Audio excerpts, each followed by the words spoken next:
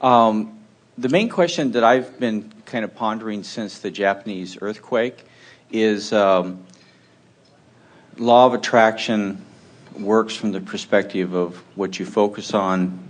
The essence of what you focus on is what you get. And one of my impressions of the Japanese culture is that they seem to be extremely focused on germs getting them and things happening to them. It's not unique to them. Correct. No, but that is very, very correct. But they're so good at it that they kind of highlighted it.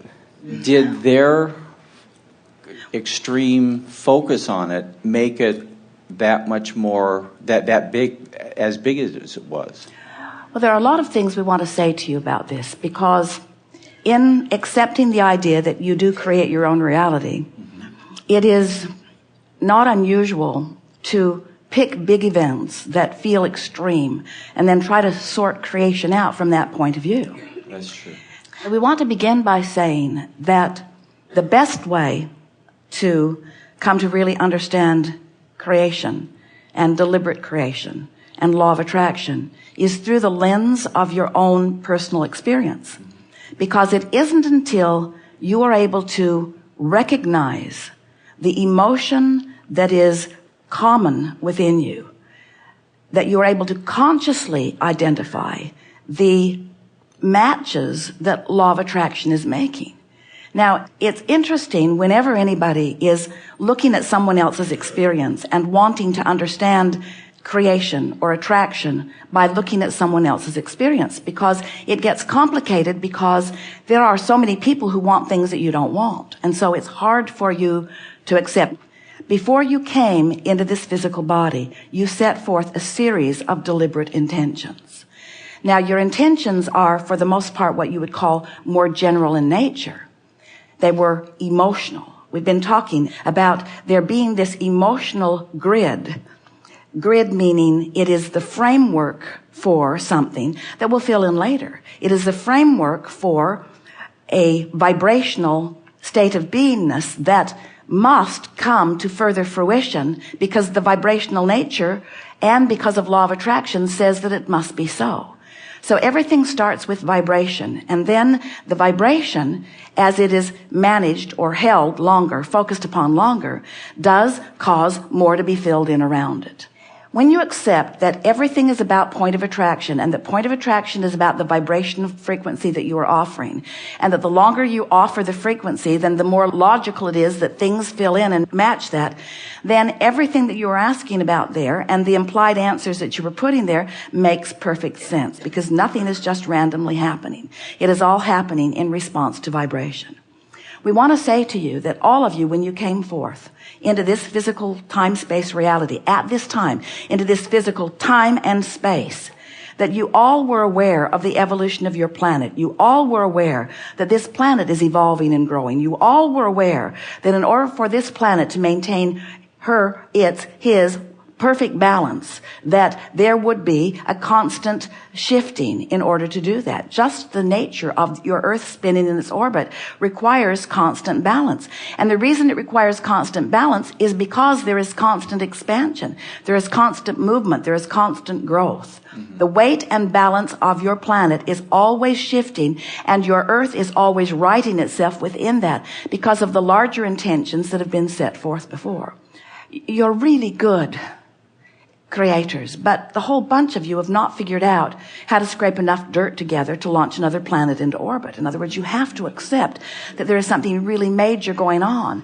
And what that is non-physical awareness and involvement and assistance in helping everything to move along.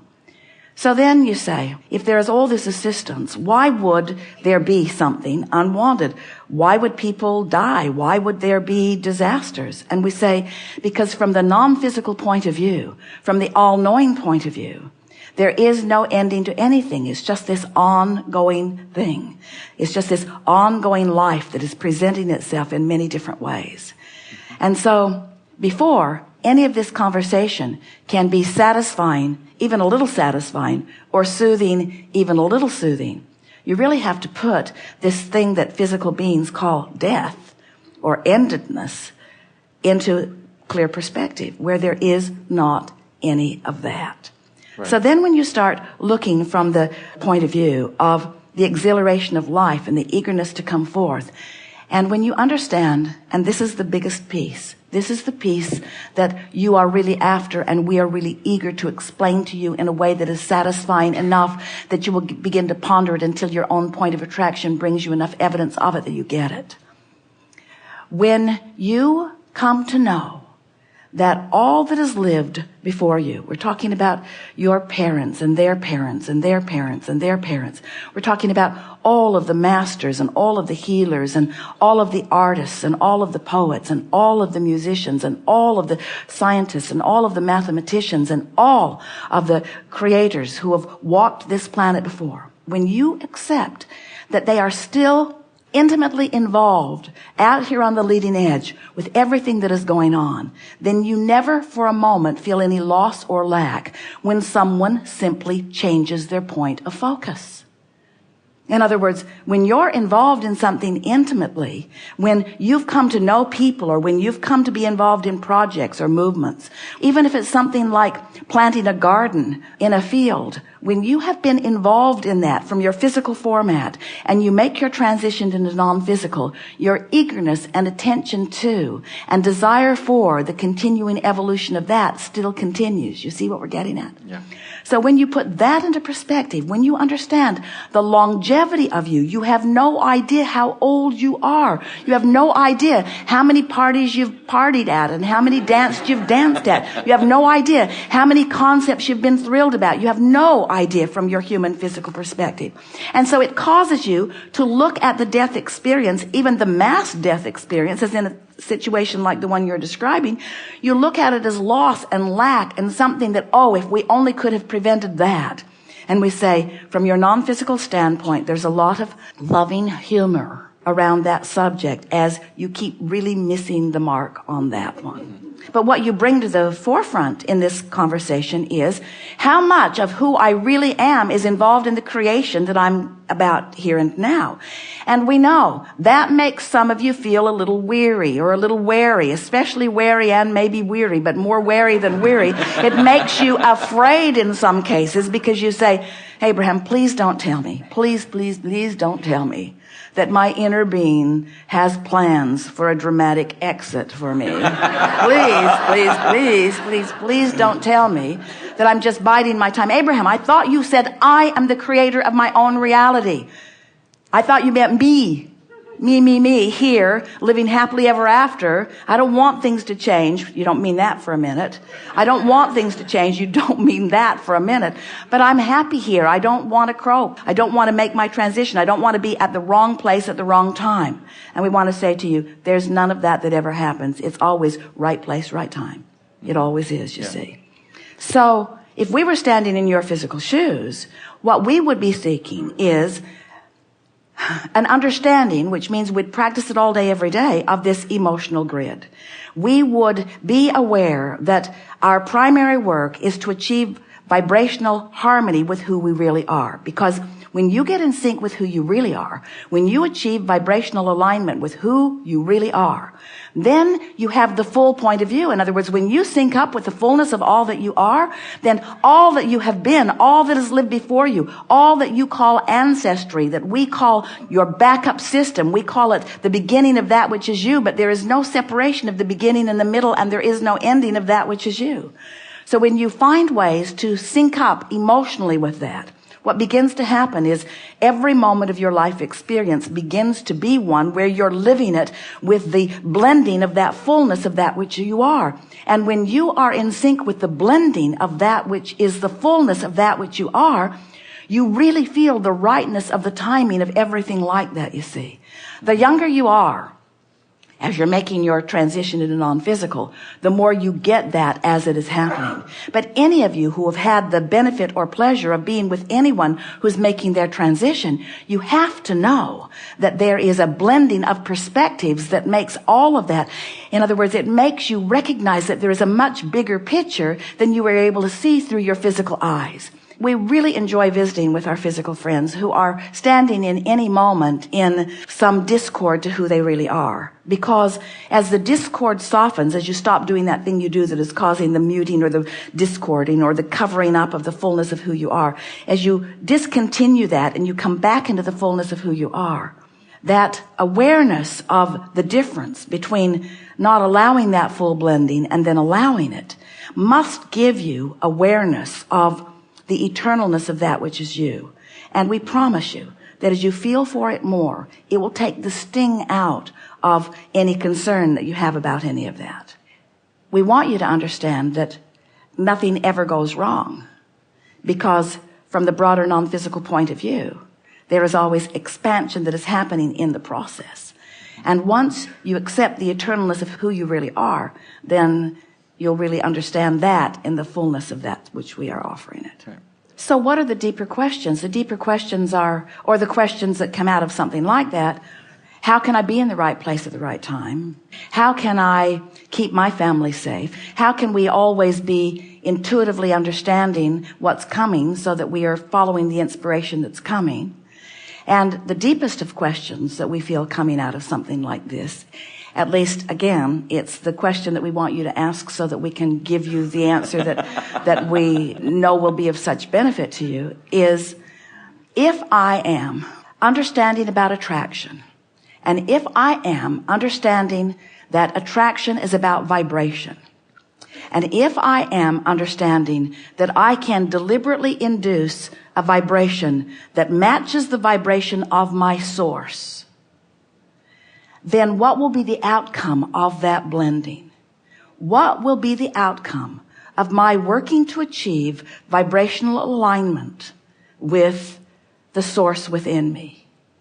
And the outcome will be that through the path of least resistance, you will move quickly toward the dominant intent that is pulsing within you. Mm-hmm. So for some, that means continuing this physical life experience. It means being inspired to be in an environment where nothing falls on them. It means being inspired to be in an environment where it is easy for you to maintain your physical countenance. For some, it means reemerging into non-physical. You see what we're getting at? Yeah, absolutely. Did you catch that? So, can you feel that what that means is, can you feel the advantage to you, therefore, of understanding that your emotion is at the basis of your point of attraction, and that as you are reaching for the emotion first, in other words, rather than trying to create an event that then you have an emotional response to, create an emotional event that then you have a manifestational response to. Do you hear the difference? Mm-hmm. So as you create an emotional response within you, and that emotional response, therefore, causes you to mesh, merge, blend completely with the dominant intent of who you are from broader non-physical perspective, then can you see that even in deliberate creation that you might find yourself having your release from physical experience through something like that, and that it does not mean you have negatively created. Correct. Okay. But the way your question began, it sounded a bit like there was negative creation going on. In other words, you were really trying to explain that event from a framework of believing that something had gone wrong for a whole lot of people. Correct. And we want to explain it from the point of view, from an absolute understanding that a whole lot went right for a whole lot of people, you see. Got it. And we say that to you in two ways. First of all, there's never, ever, ever anything more delicious than the death experience. So nothing ever, ever, ever goes wrong in what you call the death experience. You call it death, we call it croaking. We try to be as disrespectful as we can. Nothing ever goes wrong with that. But it is the ultimate blending, and it is the ultimate path of least resistance. What do you do about controlling your proximity to earthquakes? What do you do about controlling your proximity to anything? What do you do about creating your own reality? What do you do? What do you do? Do you try to figure out where to go and where to be? Do you read the maps? Do you find out where the fault lines are? Do you get the statistics? Do you look at when the last one happened? Do you try to figure out, well, it's been a while, it's time for another release, better get out of town for a little while? do you scour your planet? Do you try to find a place that is less likely to have that? Or do you find some emotional state of being that you describe as well-being? Do you work on the way you feel? Do you manage an emotional grid, not just in relationship to that, but in relationship to the source within you? You let your blending be your dominant intent. You want to find alignment with who you are. So you deliberately conjure an emotion of well-being. You deliberately conjure an emotion of friskiness and fun. And you do such a good job of conjuring that and maintaining that becomes your point of attraction. Meaning, by controlling your emotion, you control your grid. And by controlling your grid, it fills in with everything that is a vibrational match. So you become a conscious, deliberate rendezvouser. Right. You see, that's what creation always is. You rendezvous. You rendezvous with anything that's active in your vibration.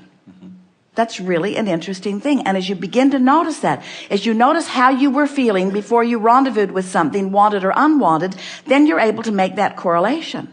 I'm rendezvousing. Law of attraction is the mechanism that causes the rendezvous, but I am the rendezvouser.